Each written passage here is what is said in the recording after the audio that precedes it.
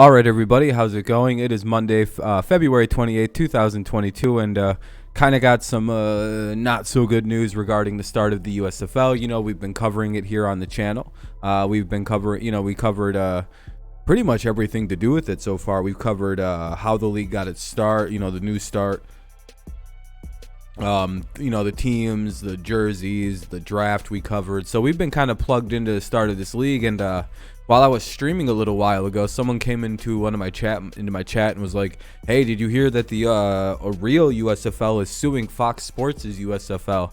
And so that was kind of the onus to look into this. I didn't even hear about this. But yeah, Fox Sports reboot of the USFL spurs lawsuit from original Springtime League. This is we're gonna read some of this article here on the courthousenews.com from Edvard Pedersen. Peter, I don't know, weird last name.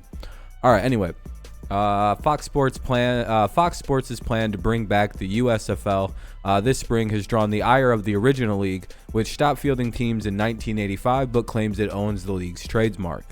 The real USFL filed a complaint in the federal court in Los Angeles on Monday, calling Fox's USFL franchise an unabashed counterfeit. The real USFL, which was formed after Fox announced its plans to relaunch the league, seeks a court order to stop Fox from using its USFL and related trademarks. So that's potentially very bad. Stopping right here. That is a potential issue because this could prevent the start of the league on time. This could delay things getting started. It could potentially cause a giant thing where it's not actually called the USFL on April 16th.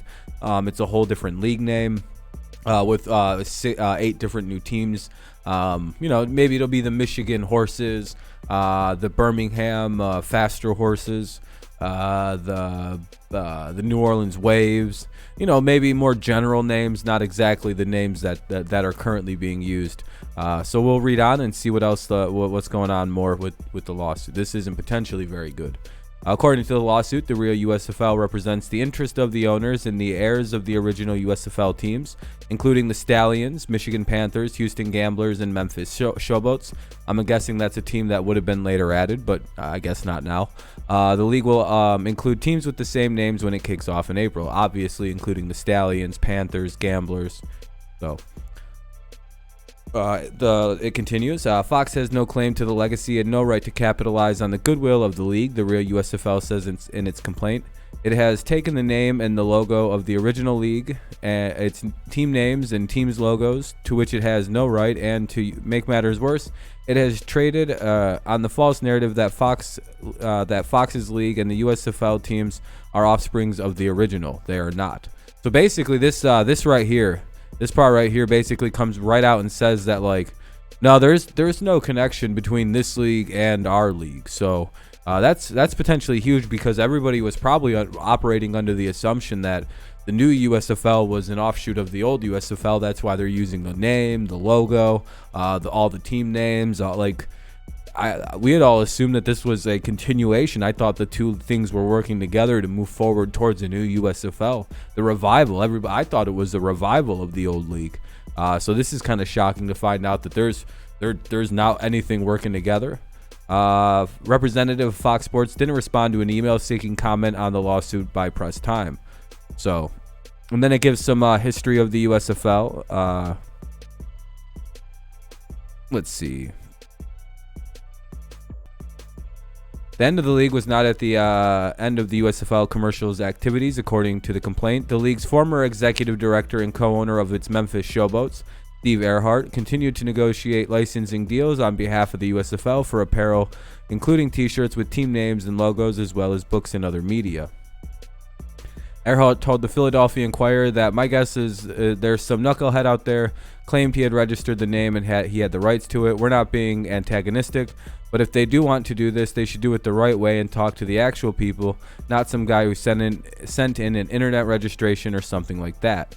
So basically, it sounds like Fox talked to the wrong people and not Earhart and the people who actually own the copyrights and own the trademarks and own, just the rights to this league. It sounds like Fox might have talked to the wrong people. Potentially. We'll see, though. According to the real USFL's complaint in response to claims it was misappropriating the USFL's trademarks, Fox said the original USFL had been defunct for over 30 years and had abandoned its trademarks. Nonetheless, Fox changed the press release announcing its new league by removing reference to the relaunch of the USFL and the league's history, the complaint says. So basically, now Fox is acknowledging, hey, these are, I guess, our two separate leagues. We won't even acknowledge the old one. These guys haven't used this crap for over 30 years. Like, why are we just like letting them hold on to something that's been dead for 30 years? The USFL people the real USFL people are arguing, well, we still own the trademark. It still is ours, regardless of it's defunct. We're selling movies and books and TV deals to it, and we make merchandise. So, we'll see how this plays out in court. The real USFL seeks damages on claims of trademark infringement, unfair competition, and false advertisement, as well as a court order barring Fox Sports from using the USFL name, team names, and logos, and the USFL domain name.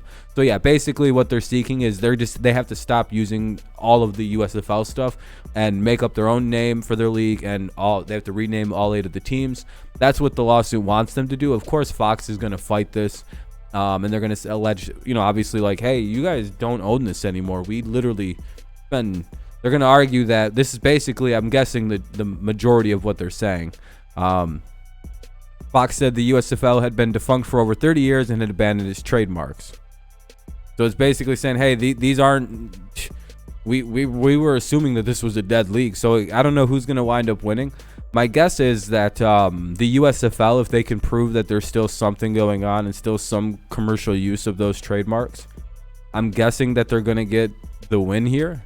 Because, like, if they own the trademarks and they own the right to, like, the league name and it's not, like, officially dead, then I really don't see where they have the right to just start using it. I don't really know how long the trademarks were good for, how good the copyrights of the team names were good for, all of that fun stuff. So we do find out that the two leagues are not working together, Fox Sports and the old USFL. This is a completely different league. So there's no more attachment to the old one. It's not really tied together. It's its own entire entity, I would argue.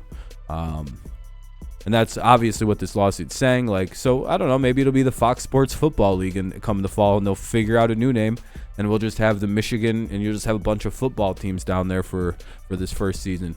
I mean, it doesn't have to delay anything, but it's certainly troubling to see a lawsuit come after one of these, the most promising start to one of these leagues that we probably had, considering it has, like, Fox Sports' backing, it has structure to it, it has money to it, it has TV rights to it, without really having to spend any extra money. So it had all those things going, and now we're seeing, like, oh crap, of course it didn't have, of course we, it's like, oh, of course the old USFL wasn't involved, and they just kind of stole the names. Great. Now we're back. Is this even going to happen on April 16th? I guess let me know what you think down below. I'll be sure to get back to you as soon as I can. Leave your thoughts, subscribe to the channel, leave a like if you're new around here, all that YouTube stuff and blah, blah, blah. It helps grow the channel. It really does, actually. But yeah, that's pretty much it. The USFL is getting sued by the old USFL for not getting permission. And it even sounds like Earhart was willing to talk to these people. Yeah, we're not even, like, this statement here, this is important. We're not being antagonistic, but if they want to do this, they should do it the right way and talk to the actual people. It sounds like they're like, why not come talk to us and, like, try to negotiate and buy this off of us instead of just, like, stealing it. It sounds like they can even get something worked out here where they can still use it if they were to negotiate and talk to the guy. I don't know. That's probably the best route to go down, but, like, I don't know how long all that's going to take, seeing as the league is supposed to start in a month and 16 days. So, April 16th is coming quick. So, all right. Well, again, let me know what you think down below this whole situation. Is this bad for the new USFL? Is the old USFL kind of reaching at something that they really don't have any rights to reach at any longer? Let me know what you think. I'll be sure to get back to you as soon as I can. Again, leave likes, subscribe, all that cool stuff. And yeah, thank you so much for listening. Have a good rest of your day, night, morning, afternoon, mid-morning, midnight, weird 4 a.m. watching. Whenever you watch this, just have a good time. Thank you so much.